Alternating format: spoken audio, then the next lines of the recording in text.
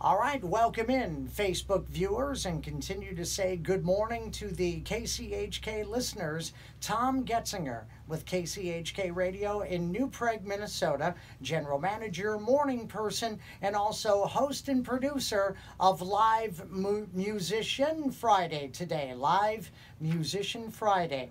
And today, everybody, is 399 in a row. So obviously next week it's going to be very exciting, but it is always exciting on Live Musicians. Sometimes these days we're keeping it in the current climate to having one musician join us. And we're going to meet that musician and get a selection, a concertina concert once again today.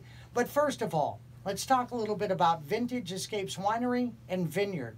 And we have a little bit of a different message now to match the times that we're in.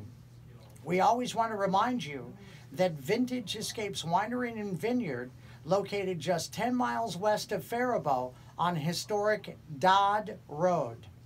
Now, they're here to announce amazing deals during this government shutdown, amazing opportunities from them.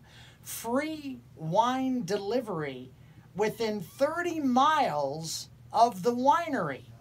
Oh my goodness. Let's remind you where it's located, just 10 miles west of Faribault, okay?